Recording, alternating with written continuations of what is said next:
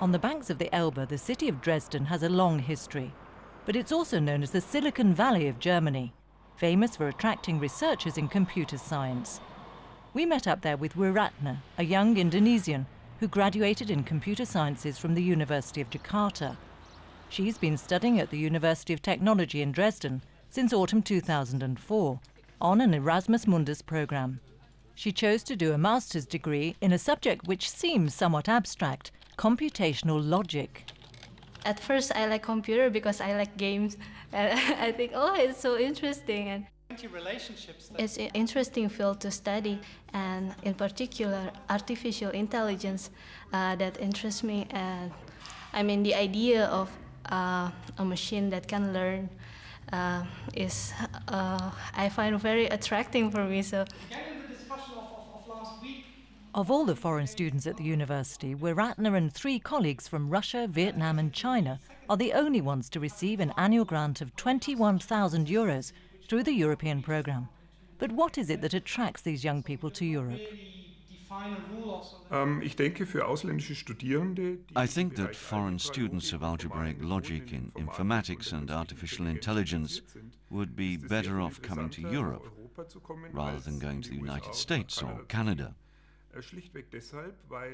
Especially because the leading figures and top scientists in the field mainly work in Europe. And for several years now, we've been working together to provide common teaching methods.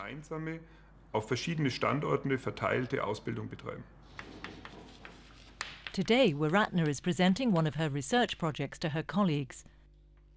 The academic standards here are high and the pace is relentless.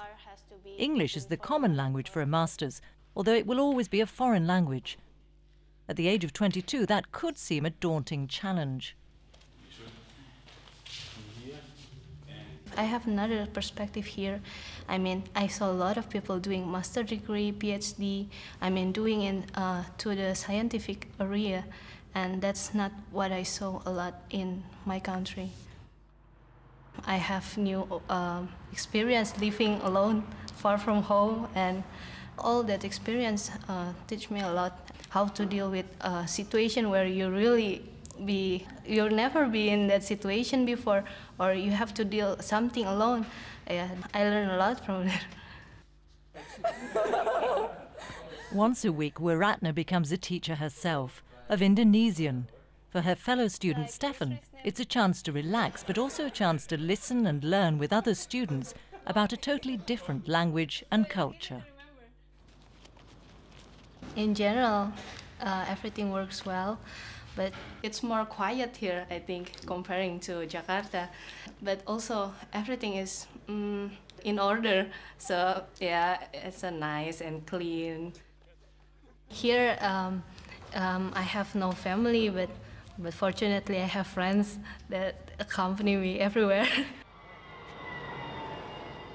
After her time in Germany, Wiratna must attend one of 4 other European universities which offer different modules of her master's program.